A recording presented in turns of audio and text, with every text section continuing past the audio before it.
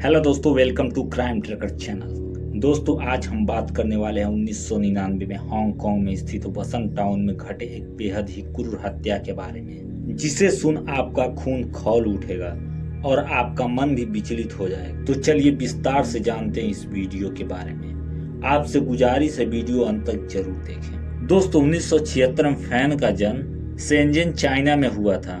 वहीं फैन के माता पिता की आर्थिक स्थिति कुछ ठीक नहीं थी। इसके लिए फैन के घर वालों ने उसे अपने घर से दूर छोड़ दिया, जिसके बाद माँ ताऊ बाई नाम के एक लड़कियों के अनाथ आश्रय में फैन को पाला गया। दोस्तों, जब फैन 15 साल की हुई तो अनाथालय ने फैन को बाहर का रास्ता दिखा दिया, जिसके बाद फैन हांगकांग में आ गई और वहाँ काम की तलाश करने लगी। हालांकि उसे काम नहीं मिला। तब फैन रोड पर सोने और लोगों से मांग कर खाने लगी। कुछ सालों तक फैन की जिंदगी ऐसी ही कटती रही।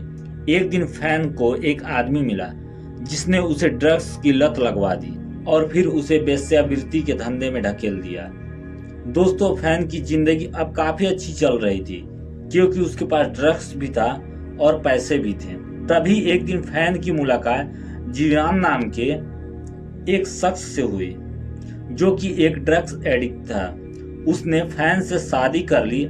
हालांकि फैन और उसके पति के बीच अक्सर लड़ाइयाँ होती रहती थी, जिससे तंग आकर फैन ने अपने पति और ड्रग्स दोनों को छोड़ दिया और अपने बेटे के साथ अलग घर में रहने लगी। दोस्तों, फैन अब पूरी तरह से बदल गई थी, वो भी अपने बच्चे की खातिर। अब फैन की जिंदगी में पैसों की भारी दिक्कत थी। तब फैन ने एम्प्रेस कराओके क्लब नाम के एक नाइट क्लब में वेटर का काम करने लगी। हालांकि इससे फैन की आर्थिक स्थिति में कुछ ज्यादा सुधार नहीं हुआ, जिसके कारण फैन अपने एक रेगुलर ग्राहक, जिसका नाम चान मान लोक था, उसके पर्स से 4000 रुपए चुरा लिए। जिसके बाद चान को एहसास हुआ कि उसका पर्स उसके पास नहीं है, तो वो बहुत जोर से चिल्लाने लगा और फैन की तलाशी लेने की बात करने लगा। जिसके बाद फैन को मजबूरन चौन को पूरे पैसे लौटाने पड़े।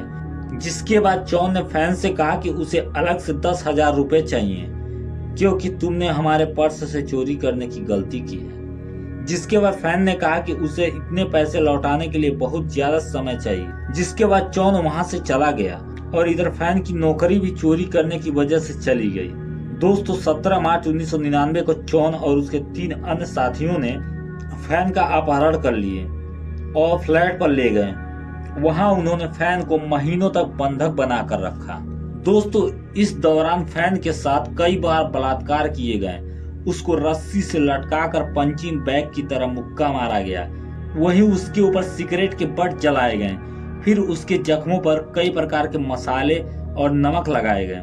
दोस्तों, फैन के पैरों पर पिघले हुए मोमबत्ती जलाए गए और फिर प्लास्टिक के बोतलों को भी उनके ऊपर आग लगाकर पिघलाया गया। इतना सब करने के बाद भी इन हैवानों ने फैन पर थोड़ी भी दया नहीं दिखाई। उन्होंने उसे कहा कि तुम मुस्कुराओ और कहो मुझे मजा आ रहा है मार खाने में। हालांकि जब फैन ने यह कहने से मना किया तो उन्होंने उसके सिर को जमीन पर रखकर कई लात मारे, जिसके कारण फैन को काफी सदमा लगा और उसका 14 अप्रैल 1999 को बेहद ही दर्दनाक अंत हो गया।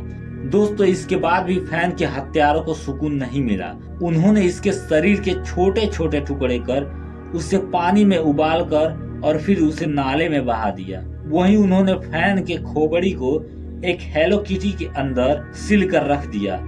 दोस्तों, 24 मई 1999 को हांगकांग पुलिस ने फैन के हत्या के आरोप में चौंग को गिरफ्तार कर और फिर चौंग की मदद से उसके अन्य 3 साथियों को पुलिस ने गिरफ्तार कर लिया।